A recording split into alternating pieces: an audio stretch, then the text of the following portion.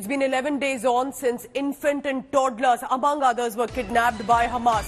Remember and spare a thought for these children who are still in Hamas captivity. And now big news coming in. Israel is revealing the horror that was inflicted by Hamas.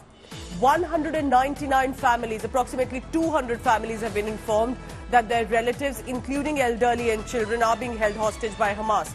Efforts are on to secure their repatriation, according to the Israel Defense Forces. Infant, toddlers, men, women, and elderly as well, including a Holocaust survivor, are among the hostages.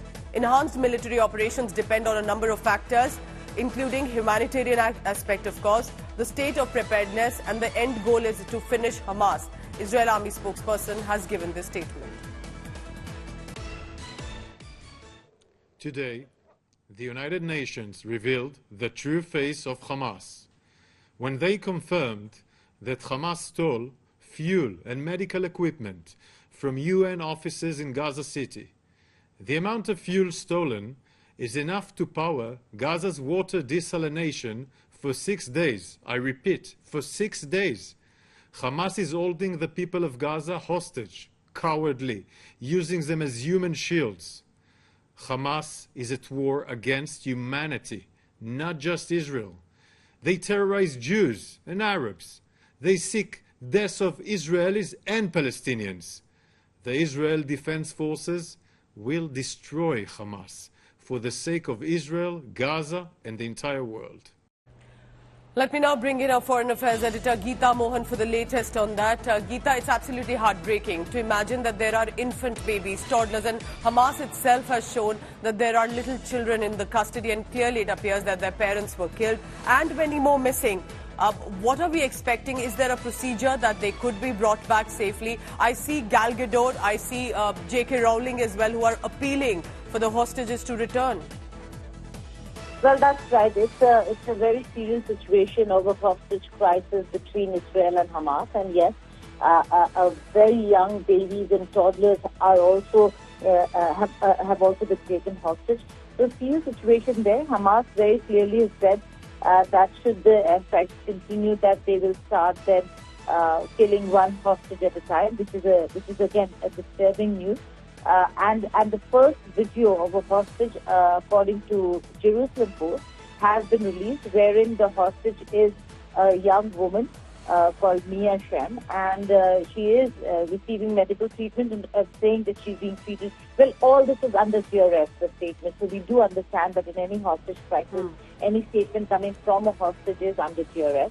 But they're only asking them to bring them home as soon as possible. So when this process begins, Pooja, there will be tremendous pressure on Israeli authorities as to first tackle the hostage crisis and bring those who are pleading for their lives home.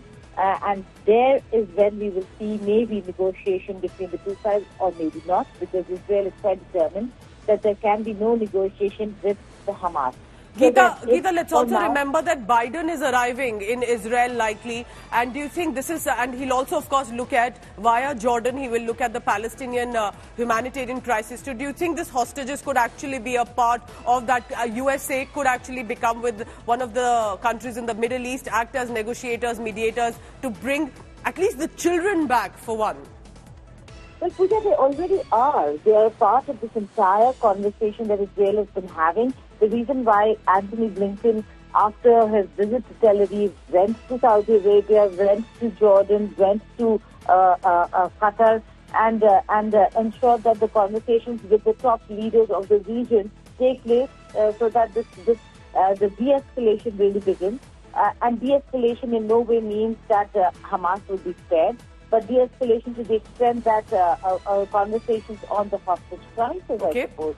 So the conversations are ongoing. U.S. is a major player. It's not entering in the fray because Biden is visiting. Antony Blinken is already there. And after his entire round of the Arab world, he returned to Tel Aviv yesterday, yesterday, with significant statements coming from the U.S. So, and there are American hostages as well. Those who have either Israeli-American citizenship, dual citizenship, or maybe purely American. But for now, they are part of the entire process of getting their citizens It's out. a developing situation, and we'll be tracking all the latest on that. Geeta Mohan will be getting us more perspective on what's been happening.